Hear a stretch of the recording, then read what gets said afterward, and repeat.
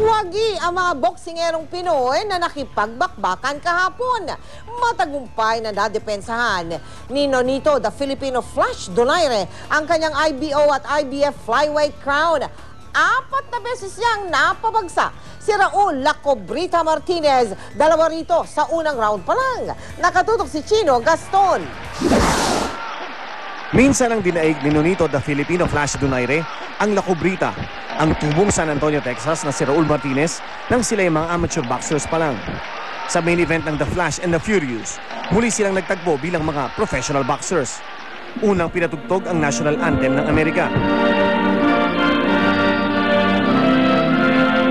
Sunod naman kinanta ni Ney Di Maculangan ng Six Cycle Mind ang Lupang Hinirang.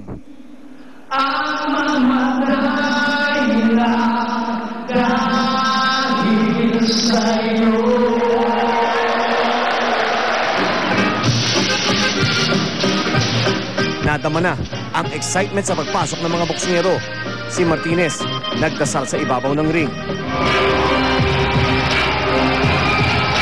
Si Donaire, mainit na sinalubong ng mga kapwa Pinoy. At ang hudyat para formal lang ipakilala ang mga magsasagupa. Matinding bakbakan ito!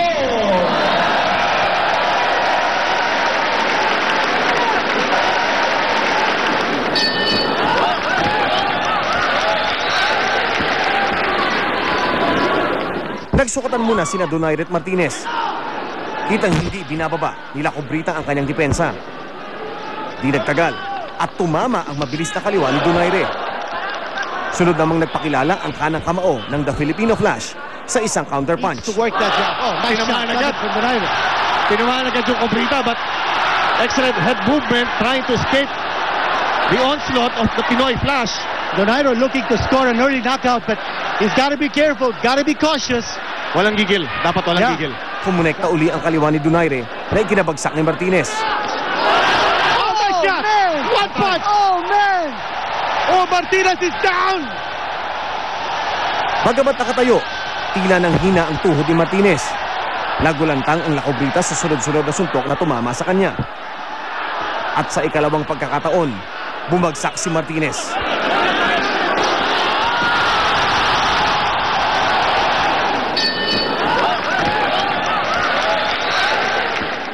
Sa simula ng round 2, nagsuklian ng suntok sina Donaire at Martinez. Kapwa-agresibo ang dalawa. Sunod-sunod lang nagpakawala ng mga suntok ang The Filipino Flash. Matatalimang suntok, mapakaliwaman o kanan.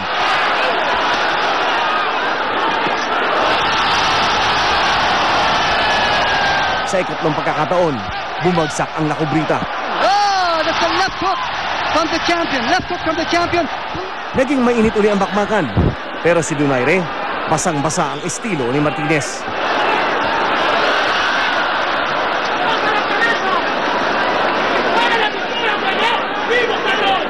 Hindi rin nawawala ang counter punches ni Donaire.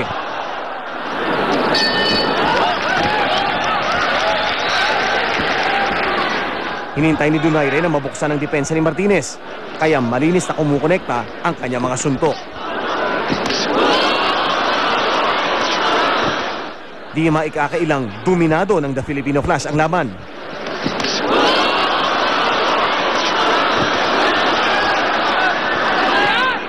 Wala siyang kapaguran sa pagbitaw ng suntok habang iniikutan ng kalaban.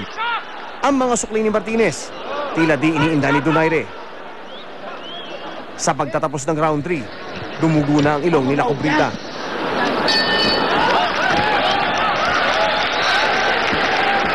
Naghahanap ng paraan si Martinez para makalanding ng suntok kay Donaire.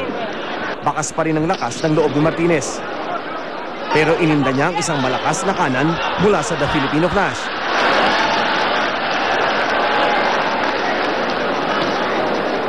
Si Donaire, kalkulado ang galaw ng kanyang kalaban.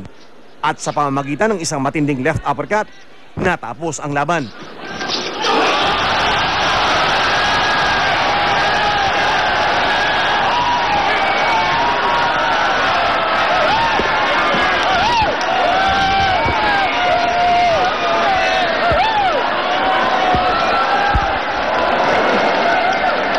Sa ika-4 na pagbagsak ni Martinez, Itinigil na ng referee ang laban kahit pa umaapila siya. Ang buong Araneta nagbunyi. Si Martinez tinanggap ang pagkatalo. Bagamat lumuluha, winagayway pa niya ang watawat ng Pilipinas. Matamis na tagumpay naman para kay Donaire sa pagkapanalo niya sa muling paglaban niya sa Pilipinas. Gusto kong mapakita sa lahat ng mga tao na Pilipinong-Pilipino ako at gusto ko na maganap ditong laban kasi sa harapan ng lahat ng tao. So, yun talaga, it's worth it. Bukod sa mga kababayan nating nagbunyi, nag-umapaw rin ang tuwa ng nanay ni Donaire. So happy at saka nagpapasalamat ako sa lahat ng mga supporters. I'm so proud of my son. And still, the IBF flyweight champion of the world, the Filipino Flash, Nonito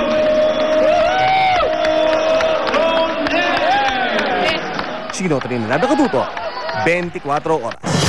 Mga kapuso,